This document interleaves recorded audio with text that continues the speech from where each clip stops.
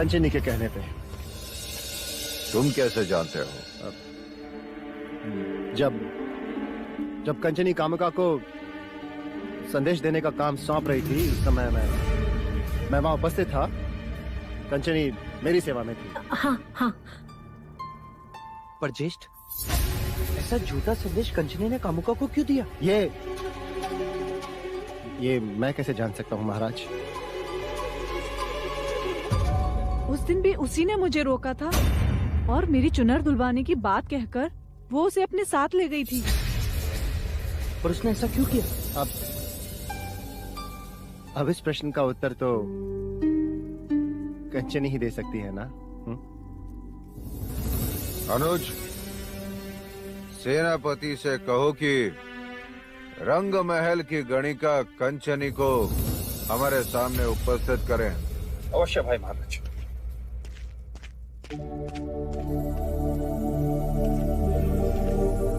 आप चिंता ना करें मोहिनी देवी। कंचनी कहाँ है और उसने ऐसा क्यों किया, इस प्रश्न का उत्तर हम जल्दी ही ढूंढेंगे। जी प्रणाम महाराज।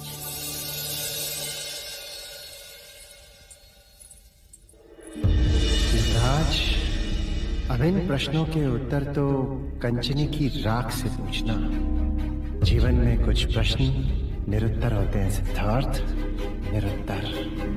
और अब कंचनी भी इनमें से एक प्रश्न है।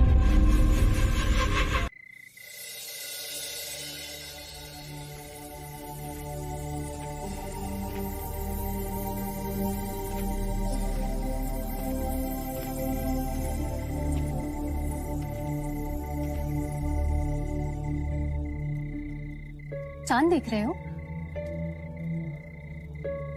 नहीं तो सितारों से बात कर रहे होगे? नहीं। फिर तो अवश्य उल्लू से ही बात कर रहे होगे। नहीं काकी माँ। तो फिर इस समय यहाँ अकेले क्या कर रहे हो युवराज? काकाश्री, जब से मोहिनी देवी ने मुझसे कंचनी की बात की, तब से मुझे उसकी चिंता हो रही है। मन में एक के बाद एक जैसे प्रश्नों की माला बनती जा रही है कि कहाँ होगी वो, कैसी होगी वो। और उसने गोपा को कामुका के द्वारा यह संदेश क्यों भेजा कि मैंने उसे तालाब पर बुलाया और फिर स्वयं ही जाकर उसे रोका? तुम व्यर्थ चिंतित हो रहे हो सिद्धार्थ। सैनिक उसे ढूंढ रहे हैं। मिलने पर सारे प्रश्नों के उत्तर मिल ही जाएंगे। वैसे भी कोई स्त्री गणिका का जीवन नहीं जीना चाहती। जब भी किसी को कोई योग्य साथी मिल जाता है तो वो उस अवसर को जाने नहीं देती, चली जाती है। कदाचित उर्मिला की तरह उसे भी कोई मिल गया हो। हाँ? तथास्तु। यदि ऐसा हुआ है तो मुझे बहुत आनंद होगा। तुम बहुत भावुक हो सिद्धार्थ, जो एक गणिका के लिए इतनी चिंता कर रहे हो।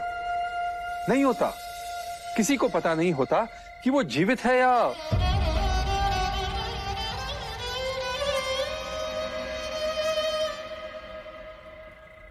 और रात्रि के इस प्रहर तो वर को वधू के पास होना चाहिए।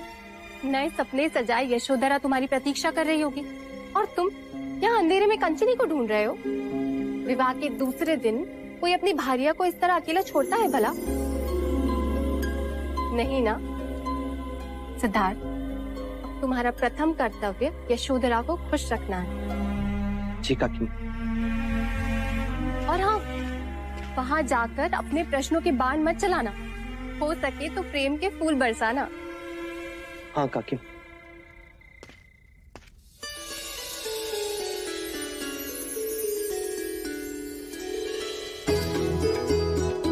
राजकुमारी यशोधरा, युवराज सिद्धार्थ पधार रहे हैं। मैं कब से तुम्हारी प्रतीक्षा कर रही हूँ। क्यों?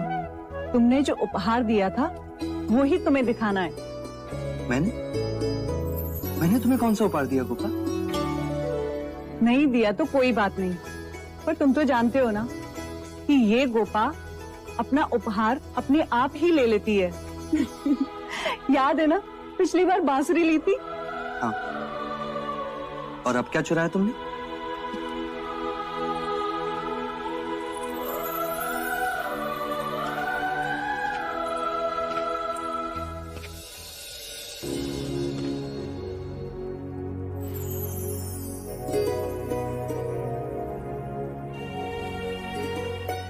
कहो, तुमने इसमें रंग कब भरे? नहीं जानता गोपा। कदाचित तुम्हारी याद मुझे इस मूर्ति के पास ले गई होगी और अचानक मैंने रंग भर दिया। तुम्हारी प्रेम की ये रीत मुझे बहुत पसंद आई। बस इसमें एक कमी रह गई है। कौन सी? ढूंढो तो मानू। देखो ध्यान से।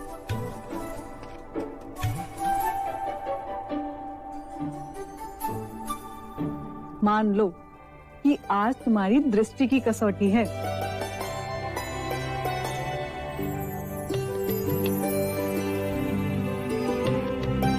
इस मूर्ति में केवल तुम्हारी प्रेयसी दिखाई दे रही है, पत्नी नहीं।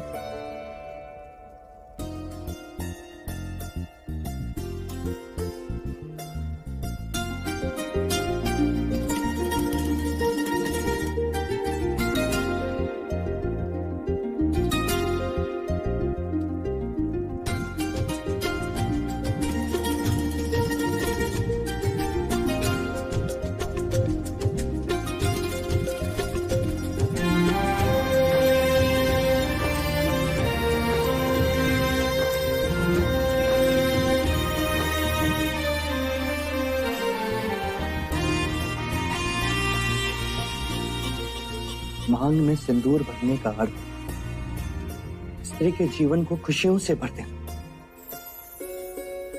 ये सिंदूर हर दिन हर घड़ी स्त्री को विवाह के उस पल की याद दिलाता है जो उसके जीवन की सर्वोच्च घड़ी होती है। तुम दृष्टि की इस कसौटी में तीर्ण हुए युवराज।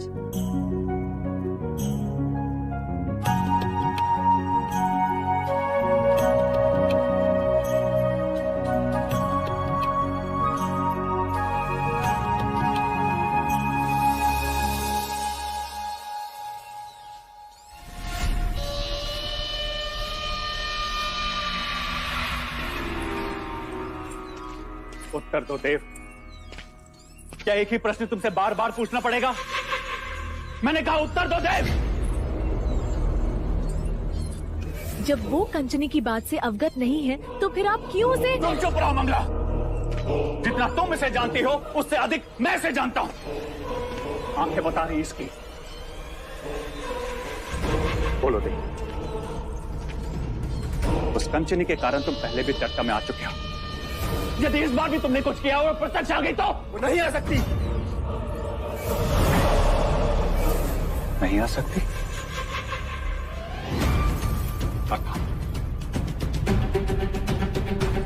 प्रत्यक्ष वो आते हैं जो जीवित होते हैं। मार दिया मैंने उसे।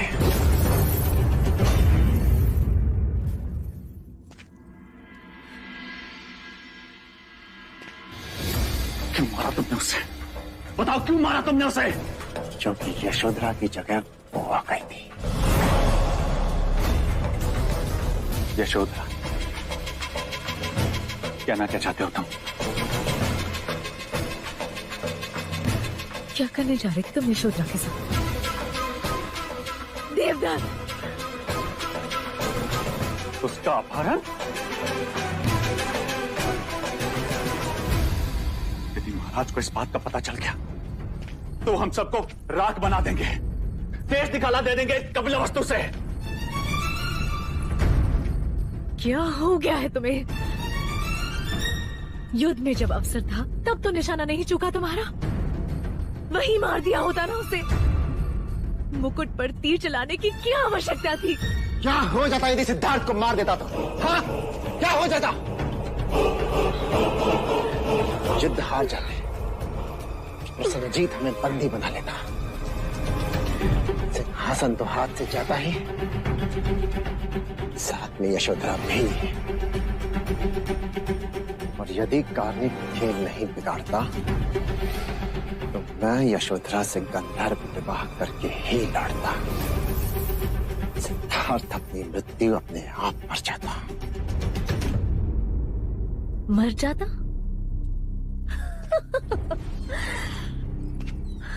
अपने भाग्य में अमरता लिखवा कर आया है वो। क्या कुछ नहीं किया? फूलों में बिच्छू छिपाए, बच गया। सुहाग के सेज पर बिच्छू बिछाए, फिर बच गया। इतने वर्षों से आप दोनों केवल प्रयत्न ही तो करते आए हैं, किंतु परिणाम क्या? केवल अंधकार और कुछ नहीं, कुछ नहीं।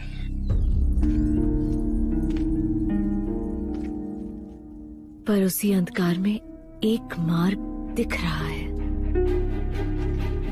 कैसा मार्ग? संन्यास का मार्ग। तुम्हें याद है आर्या, असित मुनि की वाणी सुनकर मैंने क्या कहा था? सिद्धार्थ के जन्मदिन पर मैं उसे भेंट में एक कमंडल दूंगी। अब वो समय आ गया है आर्या। साधु संत सन्यासी, दुख दया माया पीड़ा वैराग्य और फिर वानप्रस्थ। तुम कहना क्या चाह रही हो? यही कि सिद्धार्थ के पास बस 2 मार्ग हैं, या तो जग से जाए या फिर वन में जाए। जग से नहीं जाता तो वन में जाए। देखते जाओ आर्य, अब सिद्धार्थ को मैं कैसे भगवा पहनाती हूँ।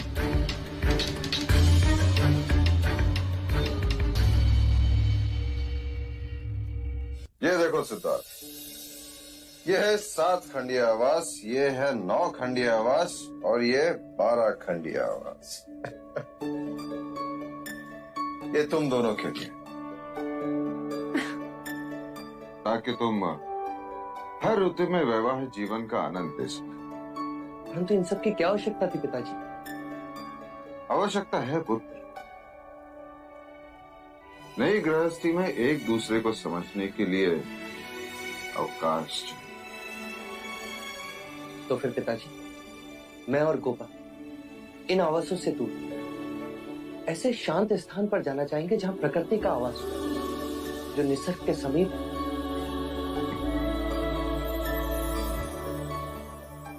जैसे तुम चाहो।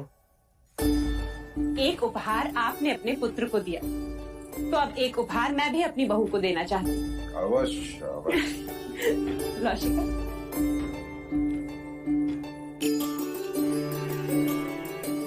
ये क्या है माँ? ये सूत्र कुलगुरु ने तुम्हें पुत्र रत्न प्राप्ति के लिए दिया है। इसे विवाहिता की बाईं हाथ की कलाई में बांधा जाता है। कहते हैं जिस दिन संतान का आगमन संभव हो जाता है, ये सूत्र अपने आप छूट जाता है। माँ, क्या तुम सचमुच इन सब बातों पर विश्वास रखती हो? विश्वास एक परंपरा है सिद्धार्थ, और हमें उन नियमों का मान रखना चाहिए। परंतु समय के साथ उनमें परिवर्तन होने चाहिए। क्षमा करें, पर कहते हैं हमारे पूर्वज जंगलों में रहते थे, निर्वस्त्र घूमते थे, पर हम सब तो वस्त्र पहनते हैं। वो पेड़ों और गुफाओं में सोते थे, हमने हमारे सोने के लिए आवास बनाए। वो शिकार करते थे, हम धान उगाते। परिवर्तन तो सब जगह है, तो इन नियमों में क्यों नहीं? सिद्धार्थ, कुछ बातें ईश्वरीय होती हैं, उन्हें बदलना ठीक नहीं। यही तो प्रश्न है कि मैंने केवल ईश्वरीय बातें सुनी। इन बातों को कहते हैं ईश्वर को तो किसी ने नहीं सुना।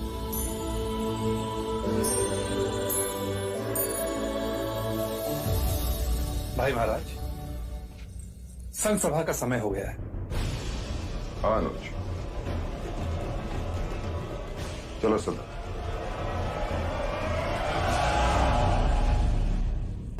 आज संघ सभा में हम पर कई प्रश्नों के तीर चलाए जाएंगे, और उन सभी प्रश्नों के उत्तर हमारे पास हैं पिताजी। यदि हमारे निष्ठा पर कोई प्रश्न करे तो तुम्हें शांत रहने की कोई आवश्यकता नहीं, चाहे मतदान पर उसका जो भी प्रभाव पड़े। आप निश्चिंत रहें, हमारी प्रामाणिकता ही हमारी शक्ति है पिताजी। सत्य हमारे पक्ष में, संपूर्ण शाक्य संघ मिलकर भी उस सत्य को झुठला नहीं सकता।